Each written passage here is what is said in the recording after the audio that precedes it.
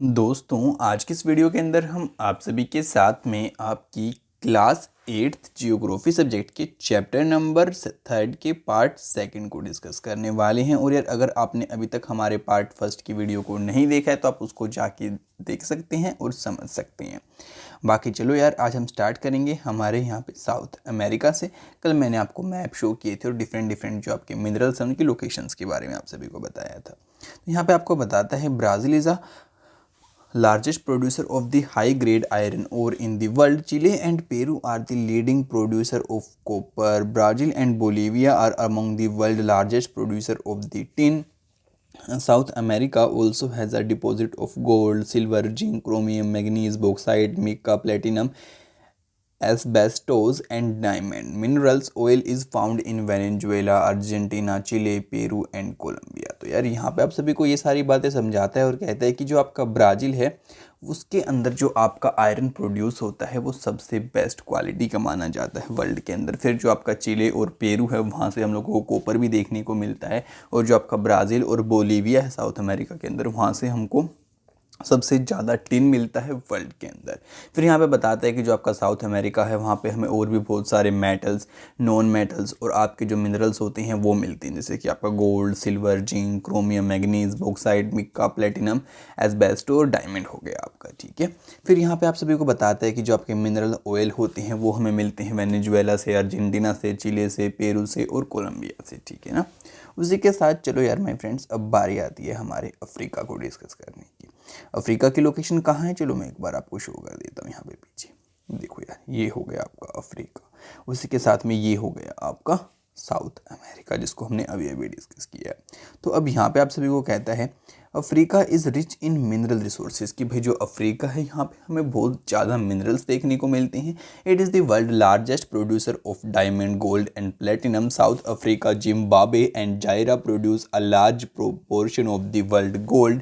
The other minerals found in Africa are copper, iron ore, chromium, uranium, cobalt and bauxite. Oil is found in Nigeria, Libya and Angola.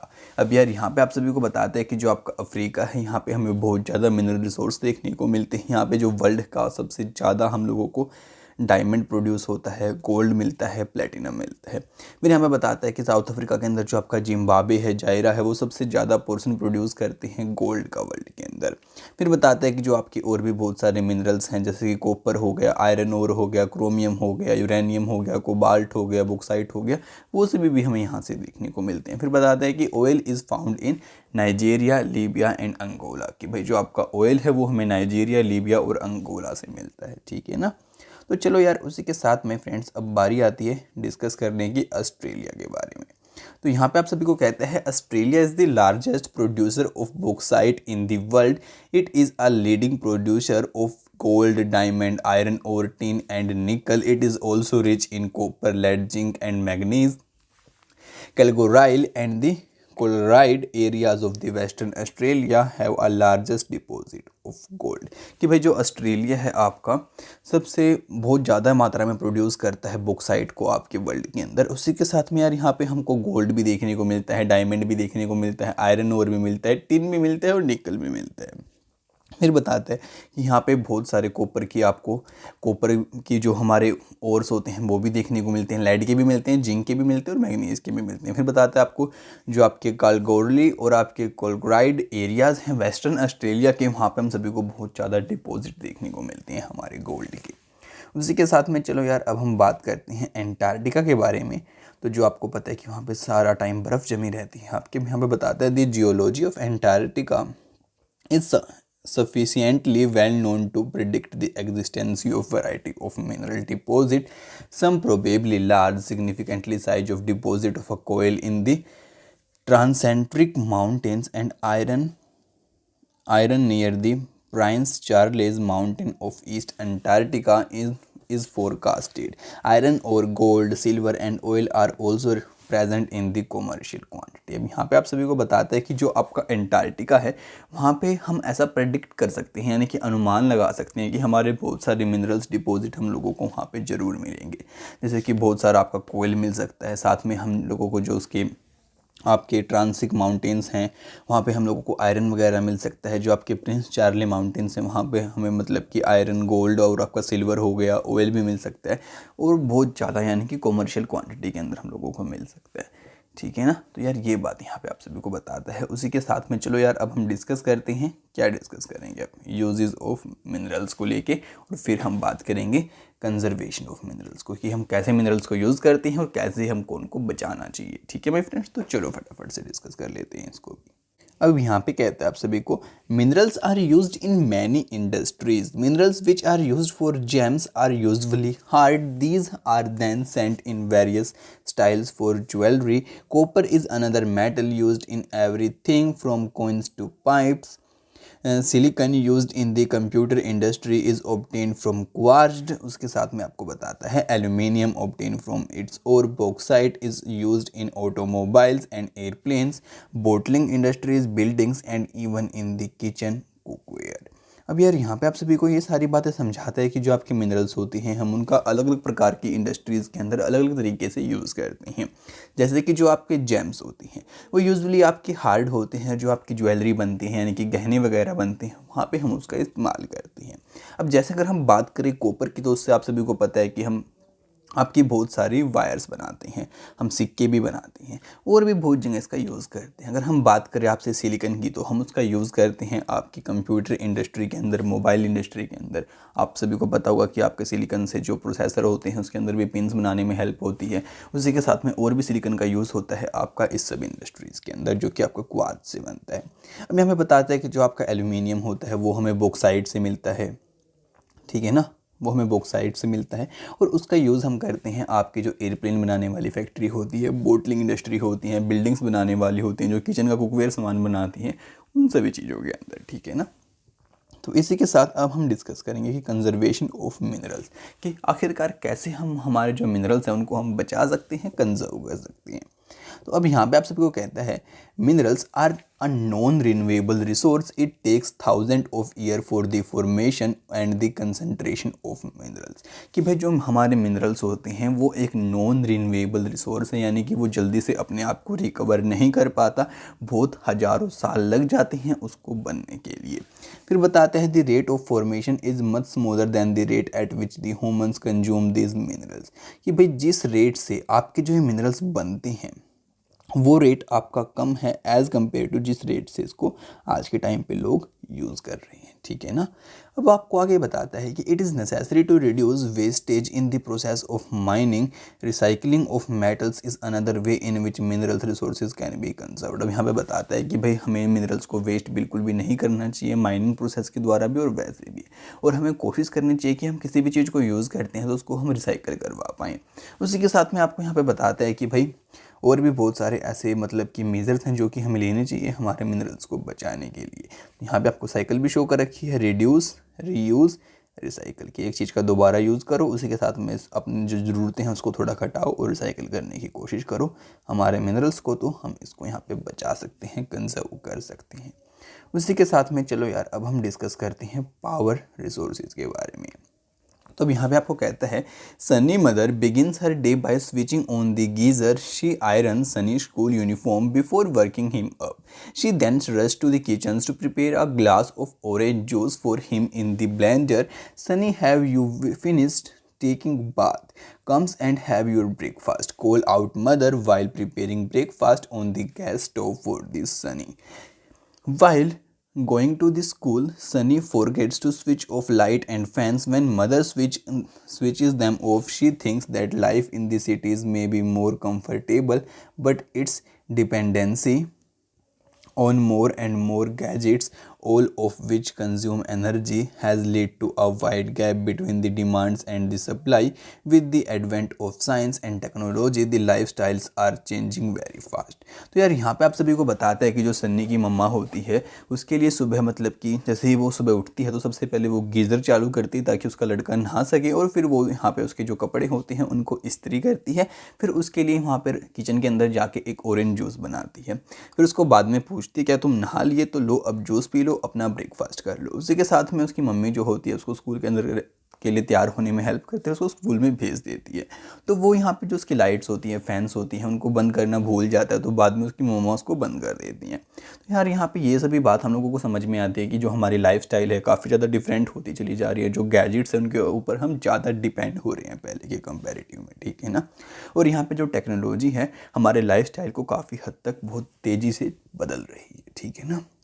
तो उसी के साथ में एक बार आप इस पिक्चर को भी यहाँ पे देख सकते हैं कि देखो कितनी सारी यहाँ पे आपकी वायर्स गई हुई हैं, ये सारी हमें एनर्जी प्रोवाइड कराती हैं। और कौन सी एनर्जी होती है, वो इलेक्ट्रिक एनर्जी। उसी के साथ में अब यहाँ पे आप सभी को बताता है पावर और energy play a vital role in our lives. We also need power for industry, agriculture, transport, communication, defence. Power resources may be broadly categorised as conventional and non conventional resources. कि भाई जो power और energy होती है हमारी life के अंदर बहुत ही इंपॉर्टेंट रोल प्ले करती हैं, ठीक है ना।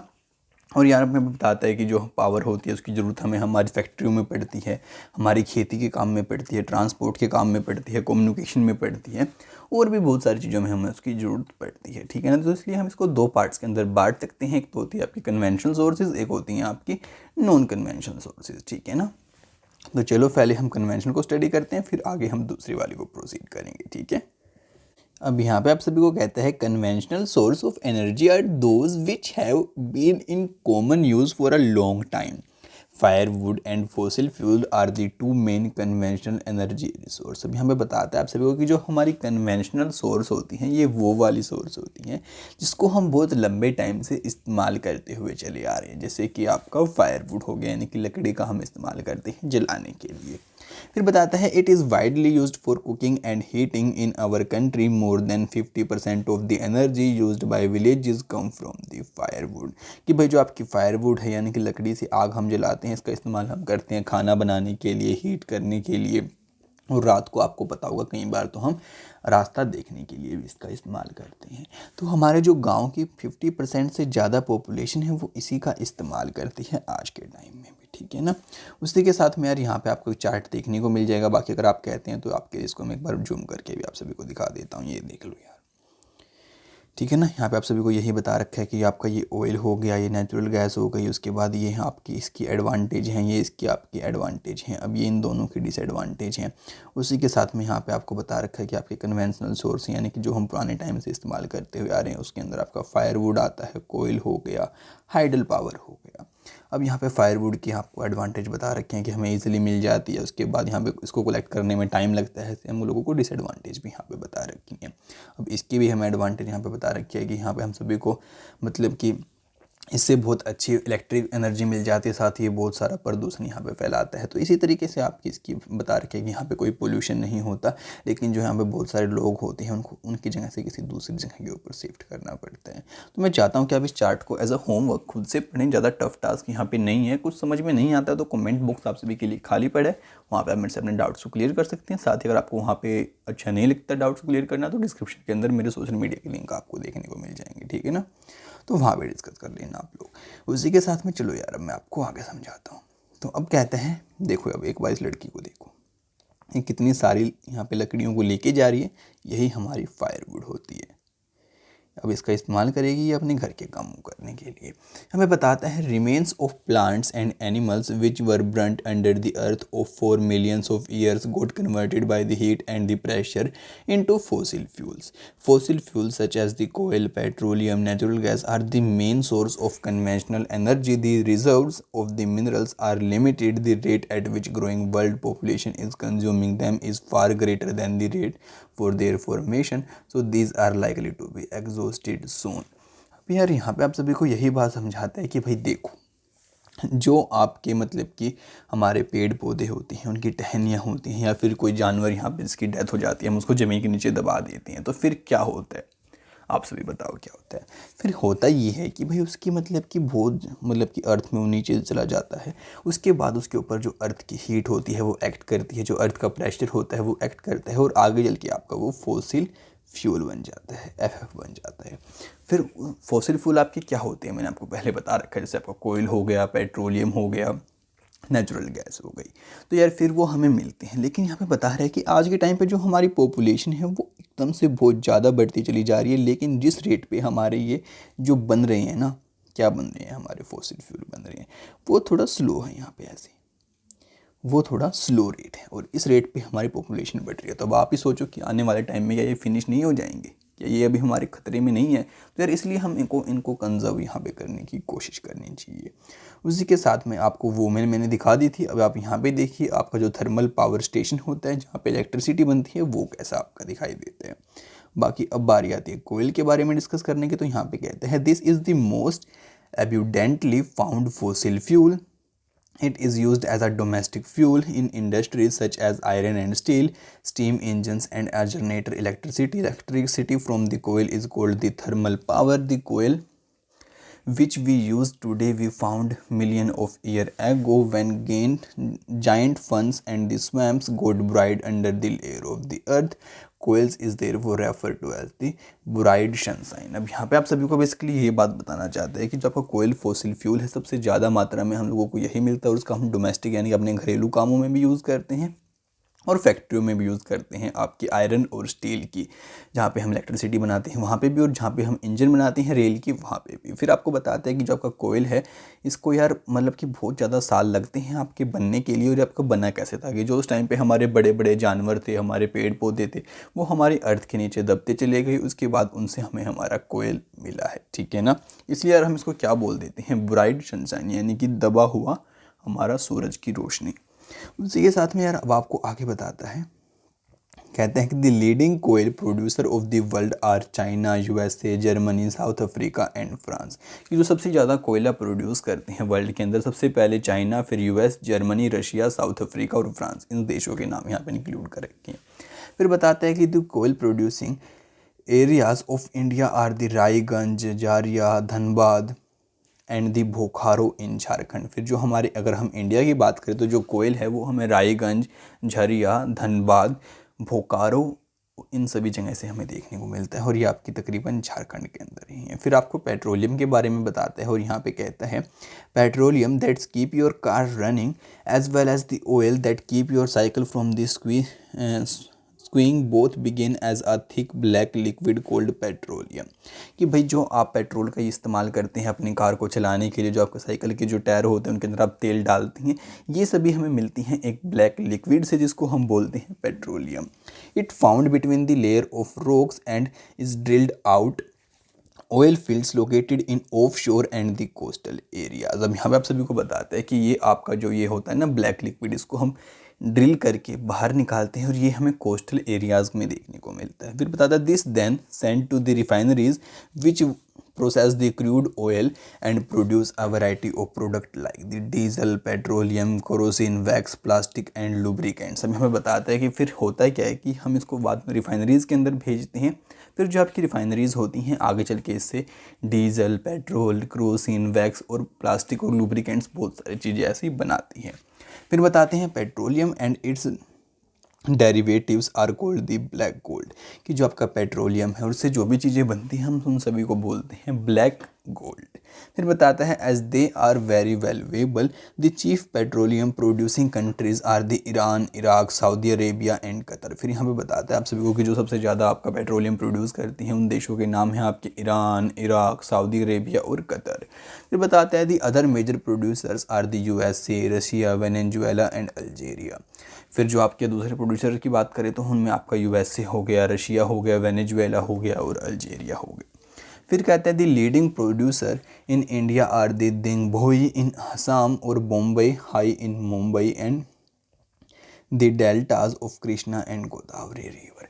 अगर हम अपने इंडिया की बात करें तो यहाँ पे जो आपका मतलब कि दिंगभोई है असम के अंदर वहाँ पे, और जो आपके बॉम्बई हाई है मुंबई के अंदर, और जो आपके डेल्टा है कृष्णा और गोदावरी नदी के वहाँ पे हम लोगों को ये दिखता है आपका पेट्रोलियम जहाँ पे यहाँ पे प्रोड्यूस किया जाता है हमारे इंडिया के अंदर। अब यार हमारे सेकंड पार्ट को भी हम ज़्यादा लंबा नहीं खींचेंगे, यहीं पे हमारे सेकंड पार्ट को एंड करेंगे, ठीक है ना। अब नेक्स्ट पार्ट की वीडियो को सबसे पहले देखने के लिए चैनल को सब्सक्राइब करना बिल्कुल भी मत भूलना, साथ ही आप लोग बेल नोटिफिकेशन को भी ऑल पे सेट कर देना। और यार इसी के साथ आपने अगर अभी तक इस वीडियो को अपने फ्रेंड्स के साथ में शेयर नहीं किया तो फटाफट से शेयर करो, जिससे कि उनकी भी हेल्प हो पाएगी और उन्हें भी नॉलेज मिल पाएगी। तो आपसे मिलते हैं नेक्स्ट वीडियो में बहुत जल्दी ही, तब तक के लिए माय फ्रेंड्स बाय बाय।